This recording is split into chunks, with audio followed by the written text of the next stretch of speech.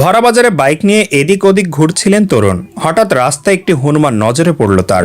তরুণকে দেখে সে এগিয়ে গেল বাইকের কাছে। তারপর বাইকের হ্যান্ডেল ধরে উঠে পড়ল হনুমানটি। কিন্তু তাকে নিয়ে কেরামতি দেখাতে গিয়েই বিপদ জুটল তরুণের কপালে। রেগে গিয়ে তরুণের মুখে কামড় বসিয়ে দিল সে। সম্প্রতি সমাজ মাধ্যমের পাতায় এমন একটি ভিডিও ছড়িয়ে পড়েছে। সেই ভিডিও দেখা গিয়েছে যে দিন দুপুরে হেলমেট ছাড়া বাজারের মধ্যে গিয়ে বাইক চালাচ্ছেন এক তরুণ। তার বাইকের উপরে উঠে বসে পড়েছে একটি হনুমান। বাইকের দুই হ্যান্ডেল ধরে কোনো রকমে নিজেকে সামলে রেখেছে সে। বেসামাল হলেই বাইক থেকে ধপাস করে পড়ে যেতে পারে হনুমানটি। বাইকের হ্যান্ডেল ধরে তরুণের মুখোমুখি বসে রয়েছে সে। বাইক থামানোর কোনো নামগন্ধ নেই তরুণের। আর শান্ত হয়ে বসে থাকতে পারল না হনুমানটি। তরুণের দিকে এগিয়ে গিয়ে তার মুখে এক কামড় বসিয়ে দিল সে। ভিডিওটি দেখে তরুণের প্রতি ক্ষোভ প্রকাশ করেছেন নেটাগরিকদের একাংশ।